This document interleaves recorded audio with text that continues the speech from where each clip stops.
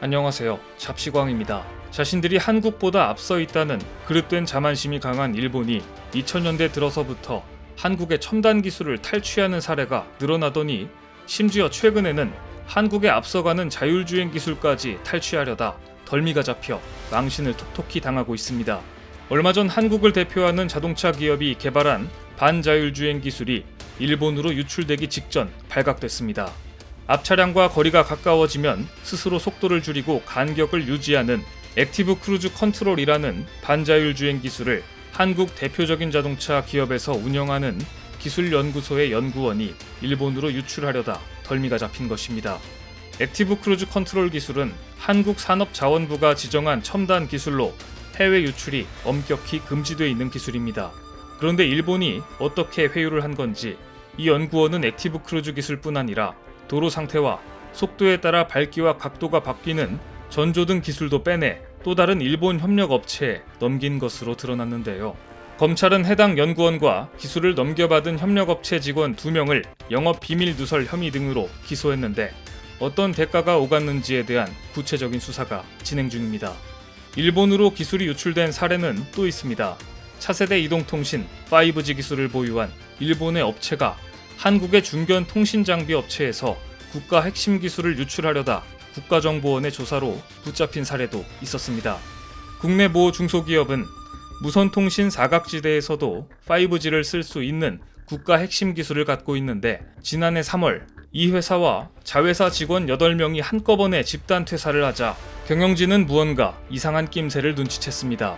5G 연구소장까지 포함해 8명이 한꺼번에 퇴사를 하는 건 너무 이례적인 일이었기 때문입니다. 수사를 맡은 국가정보원은 이 회사에서 퇴사한 직원들이 곧바로 법인을 설립하고 동일 제품 생산에 나섰고 시제품까지 생산해 일본 업체에 보냈다는 것을 알아내 더 이상의 기술 유출을 막았는데요. 국정원의 조사 결과 퇴사한 직원들은 태블릿과 외장 하드로 회사 정보를 통째로 빼냈는데 다행히 핵심 기술 자체는 유출되지 않았고 그 직전 단계였던 것으로 확인됐습니다. 만일 이러한 첨단 기술들이 일본 업체들로 흘러들어갔으면 어떻게 됐을까 생각만 해도 끔찍합니다. 첨단 기술 하나를 개발하기 위해서 기업은 수백억 원을 투입하고 사활을 겁니다. 그런데도 이런 기술을 탈취하려고 시도하다니 최근 일본 업체들의 행태를 보면 마치 중국 기업들이 한국을 비롯한 글로벌 기업들의 기술 정보를 빼내서 비난을 받는 것과 조금도 다를 바 없는 것 같아서 일본이 퇴보하고 있다는 느낌을 강하게 받습니다. 일본의 한국 기술 탈취는 2000년대 들어 기승을 부리기 시작합니다. 특히 한국이 소프트웨어 분야에서 앞서 나가고 일본이 신용카드 결제 시스템 등 IT 분야 전반에서 뒤처지자 일본은 한국 소프트웨어 업체들과 계약을 한 뒤 시제품만 받고 계약을 무효화시키는 방법으로 원천 기술을 탈취해가는 사례가 많았습니다. 이후 한국이 스마트폰, 5G 기술, 줄기세포 분야에서 무섭게 성장하자 일본은 한국의 줄기세포 기술까지 탈취하려고 했습니다. 일본은 2015년부터 재생의료 추진법을 시행하면서 일본 현지에서 줄기세포를 이용한 재생의료 기술이 각광받게 됩니다. 당시에 한국은 줄기세포를 이용한 재생의료는 불법으로 간주되고 있었기 때문에 한국 기업들은 일본으로 진출하게 되는데요. 이 원천 기술은 이후 일본에서 버거시병, 퇴행성 관절염 등 난치병 치료에 줄기세포를 이용할 수 있는 길을 열어줍니다. 그런데 이 원천 기술을 일본의 제이스텀셀이라는 회사가 탈취하려고 한 것이 드러나 업계가 발칵 뒤집힙니다. 기술을 훔친 일본 업체는 한국 기업이 허가를 받기 위해서 일본 후생 노동성에 제출한 줄기세포 관련 자료를 빼돌렸고 이 자료를 보고 자신들이 운영하는 일본 병원 명의로 핵심 기술에 대한 기술 허가 신청서를 제출합니다. 다행히 심사 단계에서 이 원천 기술이 한국 기업의 것이란 사실이 밝혀졌고 일본의 제이스텀셀은 망신을 톡톡히 당하게 됩니다. 한국 기업이 수백억을 투입해 개발한 기술을 이렇게 도둑질하다니 당시 한국은 일본이 탈취한 기술 자료까지 반환하도록 형사 고발과 민사소송을 제기한 바 있습니다.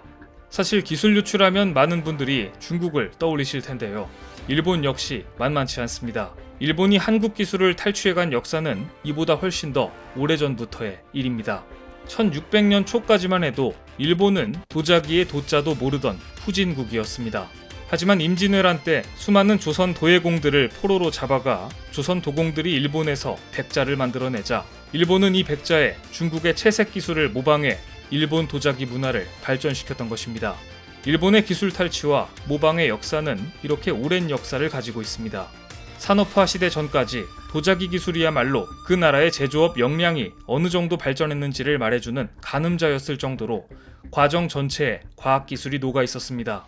도자기 기술은 고령토라는 원료의 수급부터 유약 등 소재를 생산한 뒤에 장식과 문양을 가미해 높은 온도의 불에서 구워내기까지 전 과정에 과학기술이 투입되는 과정입니다.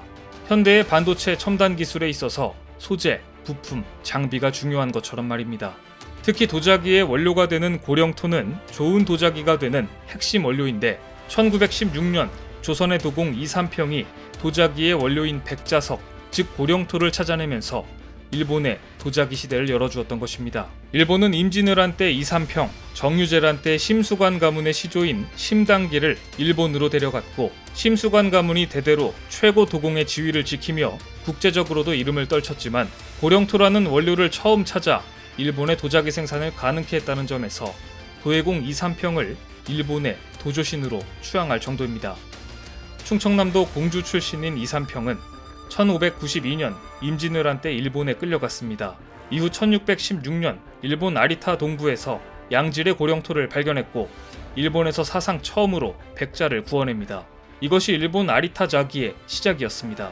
일본에서 조선 도예공 이삼평에 대한 추앙이 어느 정도냐 하면 1917년 아리타에서 일본 최초로 도자기가 만들어진 지 300년이 되는 해를 기리기 위해 도조신을 기리는 신사 인근에 도조 이삼평비를 세웠을 정도였습니다. 이후 해마다 5월 4일 이삼평과 조선 도공을 기리는 도조제를 이어오고 있는데요. 이삼평이 일본 내에서 무사 이상의 계급만 쓸 수 있는 성씨를 하사받았다는 점으로도 사회적 지위가 어떠했는지를 충분히 짐작할 수 있습니다. 무사 위주의 사회였던 일본에서 전문가 그룹이 처음 고위층에 등장하며 사회적 예우를 받는 기틀이 형성된 것이 이때였고 이 도자기 기술이야말로 혼신의 힘을 쏟아 최고의 물건을 만드는 일본 특유의 모노즈쿠리 정신으로 이어졌습니다. 이 정신으로 한국보다 빨리 산업화를 이룬 일본이었지만 최근에는 한국 기업들의 첨단 기술을 탈취하려 이렇게 애를 쓰고 있다니 쇠락하고 있는 일본의 현주소를 말해주고 있는 것 같은데요.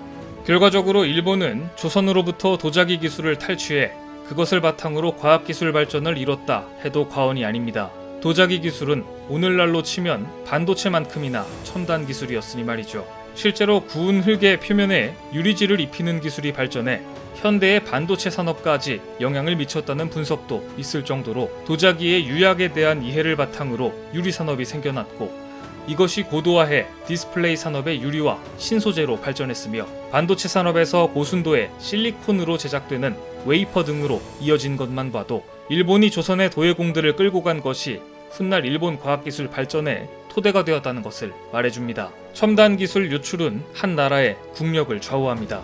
임진왜란 전까지 한국과 일본 사이의 국력은 물론 과학기술, 제조업 역량의 차이가 컸다는 사실은 일본의 공식 기록을 통해서도 확인할 수 있습니다.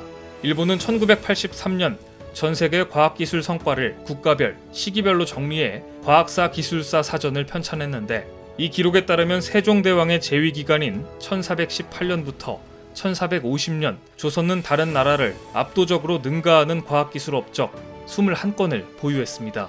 같은 기간 중국은 4건, 일본은 0건이었습니다.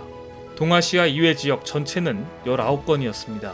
만약 일본이 임진왜란을 일으키지 않고 조선의 도예공들을 끌고 가지 않았다면 조선과 일본의 국력차, 과학기술의 격차는 더 커졌을 것이 분명합니다. 그렇기 때문에 우리는 지금 첨단 기술이 곧 국력이며 이것이 한번 유출되면 국가의 경쟁력에 심각한 타격을 받는다는 사실을 명심하고 기술 유출을 막아야 합니다. 일본이 첨단 기술, 소재, 부품, 장비에 대해 수출 규제를 하면서 한국을 압박하고 있는 상황에서 이들 기술을 우리 스스로 지키고 키워내면서 일본이 스스로 자기들이 한 일에 대해 후회하도록 만들어야겠습니다. 오늘 준비한 소식은 여기까지입니다. 댓글을 통한 여러분들의 많은 의견 기다리겠습니다. 많은 분들의 생각이 모였을 때 진정 가치 있는 지식이 완성될 것입니다. 시청해주셔서 감사합니다.